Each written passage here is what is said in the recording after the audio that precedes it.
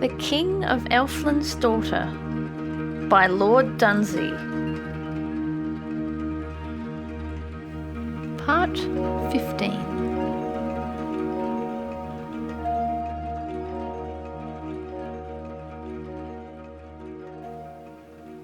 Chapter 30. The Coming of Too Much Magic. In Earl that had sighed for magic, there was indeed magic now. The pigeon loft and the old lumber lofts over the stables were all full of trolls. The ways were full of their antics, and lights bobbed up and down the street at night long after the traffic was home. For the will-o'-the-wisps would go dancing along the gutters and had made their homes round the soft edges of duck ponds and in green-black patches of moss that grew upon the oldest thatch, and nothing seemed to be the same in the old village. And amongst all these magical folk, the magical half of Orion's blood that had slept while he went amongst earthly men, hearing mundane talk each day, stirred out of its sleep and awakening long sleeping thoughts in his brain. And the elfin horns that he had often heard blowing at evening blew with meaning now, and blew stronger as though they were nearer. The folk of the village watched their lord day by day and saw his eyes turn away towards Elfland, saw him neglecting the wholesome earthly cares, and at night there came the queer lights and the gibbering of the trolls. A fear settled on Earl. At this time the Parliament took counsel again. 12 grey-beard, quaking men that had come to the house of Null when their work was ended at evening, and all the evening was weird with the new magic of Elfland. Every man of them, as he ran from his own warm house on his way to the forge of Null, had seen lights leaping or heard voices gibbering, which were of no Christendom land, and some had seen shapes prowling, which were of no earthly growing, and they feared all manner of things had slipped through the border of Elfland to come and visit the trolls. They spoke low in their parliament, all told the same tale, a tale of children terrified, a tale of women demanding the old ways again, and as they spoke they eyed window and crevice, none knowing what might come. And Oth said, "Let us folk go to the Lord Orion as we went to his grandfather in his long red room. Let us say how we sought for magic, and lo, we have magic enough, and let him follow no more after the witchery nor the things that are hidden from man." He listened accurately, standing there amongst his hushed comrade neighbours. Was it goblin voices that mocked him, or was it only echo? Who could say? And almost at once the night all round was hushed again, and Thrall said, "Nay, it's too late for that."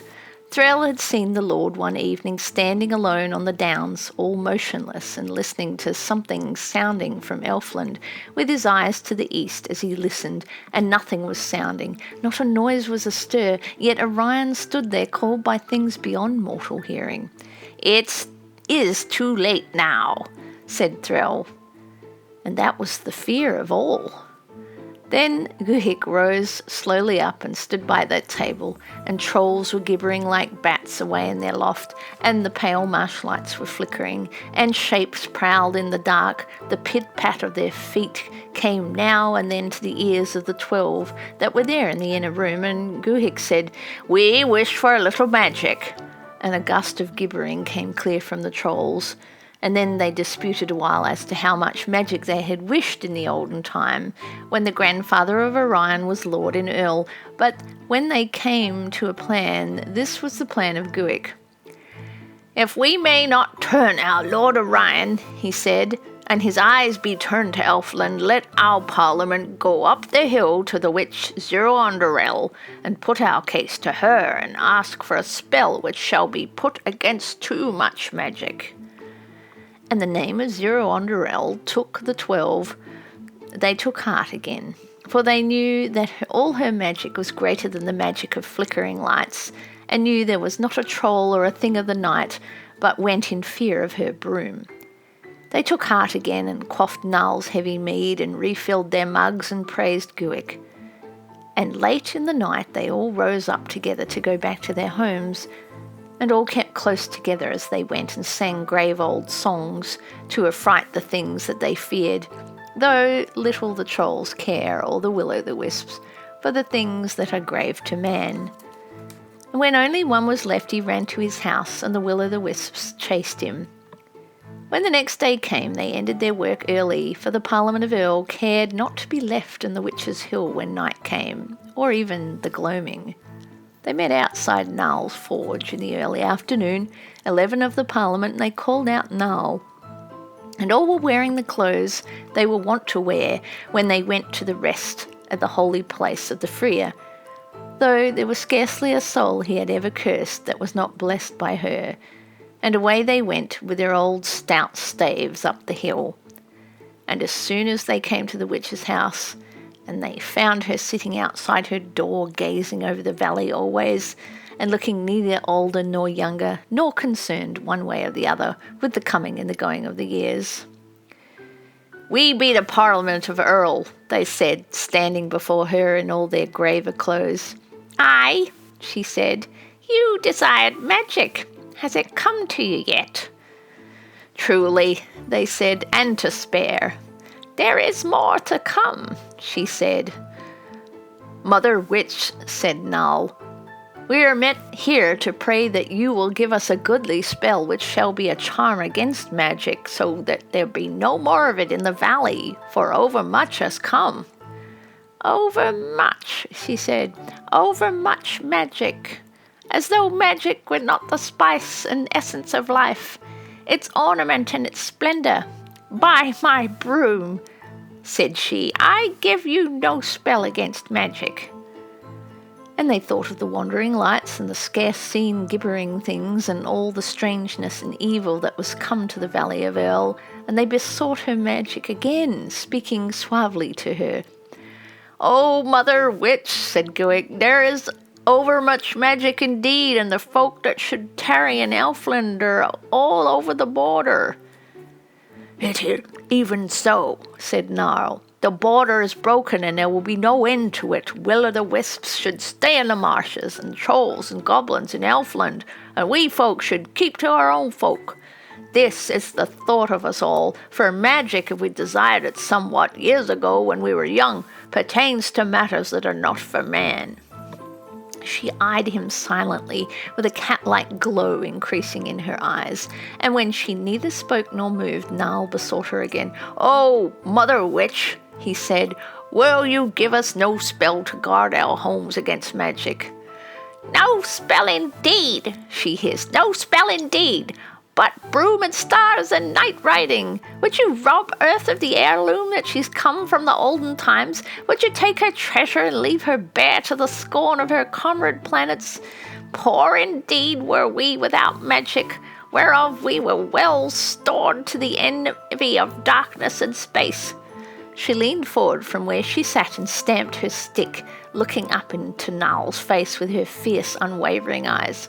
"I would sooner," she said, "give you a spell against water, that all the world should thirst, than give you a spell against the song of the streams that everyone hears faintly over the ridge of a hill, too dim for wakeful ears, a song threading through dreams whereby we learned of old wars and lost loves of the spirits of rivers. I would sooner give you a spell against bread, that all the world should starve, than give you a spell against the magic of wheat that haunts the golden hollows in the moonlight in July, through which the warm, short nights wander, how many of whom man knows nothing. I would make you spells against comfort and clothing, food, shelter, and warmth. Aye, and we'll do it sooner than tear from these poor fields of earth that magic that is to them an ample cloak against the chill of space, and a gay raiment against the sneers of nothingness. Go, hence, to your village go, and you that sought for magic in your youth but desire it not in your age, know that there is a blindness of spirit which comes from age, more black than the blindness of eye, making a darkness about you across which nothing may be seen or felt or known or in any way apprehended. And no voice out of that darkness shall conjure me to grant a spell against magic hence." And as she said hence, She put her weight on her stick and was evidently preparing to rise from her seat. And at this, great terror came upon the Parliament, and they noticed the same moment that evening was drawing in and the valley darkening. On this high field where the witch's cabbages grew, some light yet lingered and listened to her fierce words. They had not come thought of the hour. But now it was manifestly growing late, and a wind roamed past them that seemed to come over the ridges a little way off from night and chilled them as it passed, and all the air seemed to given over to that very thing in which they sought for a spell. And here they were at this hour, with the witch before them, and she was evidently about to rise. Her eyes were fixed on them. Already she was partly up from her chair. There could be no doubt that before 3 moments were past, she would be hobbling among them with her glittering eyes peering in each one's face. They turned and ran down the hill. Chapter 31. The Cursing of Elven Things. As the Parliament of Earl ran down the hill, they ran into the dusk of the evening. Greyly it lay in the valley, above the mist from the stream, but with more than the mystery of dusk, the air was heavy. Lights blinking early from houses showed that all the folk were home, and the street was deserted by everything that was human, save when with the hushed air and the almost furtive step they saw their Lord Orion like a tall shadow go by, with will-o'-the-wisps behind him towards the houses of the trolls, thinking no earthly thoughts. And the strangeness that had been growing day by day made all the village eerie, so that with short and troubled breath the 12 old men hurried on. And so they came to the holy place of the Freer, which lay on the side of the village that was towards the Witch's Hill, and it was the hour at which he was wont to celebrate after birdsong, as they named the singing, that they sang in the holy place when all the birds were home. But the Freer was not within his holy place. He stood in the cold night air on the upper step without it, his face turned towards Elfland. He had on his sacred robe with its borders of purple and the emblems of gold around his neck, but the door of his holy place was shut and his back was towards it. They wondered to see him stand thus. And as they wondered, the Freer began to intone, clear in the evening with his eyes away to the east, where there was only a few of the earliest stars were showing. With his head held high, he spoke as though his voice might pass over the frontier of twilight and be heard by the people of Elfland. "Cursed be all wandering things," he said, "whose place is not upon earth. Cursed be all lights that dwell in the fens and marish places. Their homes are deep of the marshes. Let them by no means stir from there until the last day. Let them abide in their place and await damnation. Cursed be gnomes, trolls, elves and goblins on land, and all the sprites of the water, and the fauns be accursed, and such as follow Pan, and all that dwell on the heath, being other than beasts or men. Cursed be fairies and all tales told of them, and whatever enchants the meadow before the sun is up, and all fables of doubtful authority, and the legends that men hand down from these unhallowed times. Cursed be brooms that leave their place by the hearth. Cursed be witches and all manners of witchery. Cursed be toadstool rings and whatever dances within them. And all strange lights, strange songs, strange shadows, all rumour that hint of them, and all doubtful things of the dusk, and the thing that ill-instructed children fear, and old wives' tales, and the things done a midsummer night. All these be accursed with all that leaneth towards Elfland and all that cometh thence. Never a lane of the village, never a barn but a will-o'-the-wisp was dancing nimbly above it. The night was gilded with them. But as the good Freer spoke, they backed away from his curses, floating further off as though a light wind blew them, and dancing again after drifting a little way. This they did before and behind him and upon either hand, as soon as he stood there upon the steps of his holy place, so that there was a circle of darkness all round him, and beyond the circle shone the lights of the marshlands and Elfland. And within that dark circle in which the Freer stood, making his curses, were no unhallowed things, nor were there strangenesses such as come of night, nor whispers from unknown voices, nor sounds of any music blowing here from no haunts of men, but all was orderly and seemed there, and no mystery troubled the quiet except such as have been justly allowed to man. And beyond that circle, whence so much was beaten back by the bright vehemence of the good man's curses, the will-o'-the-wisps rioted, and many a strangeness that poured in that night from Elfland, and goblins held high holiday. For word had gone forth in Elfland that peasant folk had now their dwelling in Earl, and many a thing of fable, many a monster of myth had crept through the border of twilight, and had come to Earl to see. And the light and false but friendly will-o'-the-wisps danced in the haunted air and made them welcome.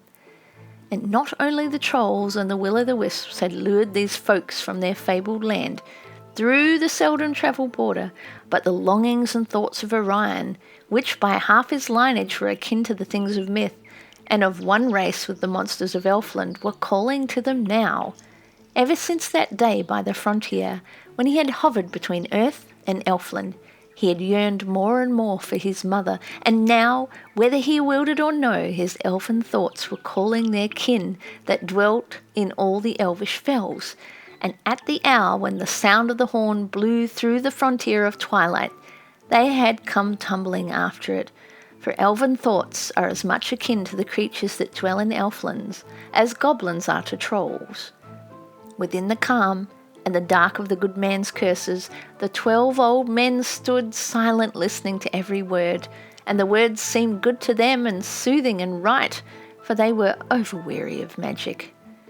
But beyond the circle of darkness, amidst the glare of the will-o'-the-wisps with which all the night flickered, amidst goblin laughter and the unbridled mirth of the trolls, where old legends seemed alive and the fearfullest fables true, among all manner of mysteries, queer sounds, queer shapes, and queer shadows, Orion passed with his hounds eastward towards Elfland. End of part 15. If you have been enjoying this audiobook, please take the time to subscribe. It would really help the station. If you could also like or leave a comment or share this station with other friends, that would be great. Thank you.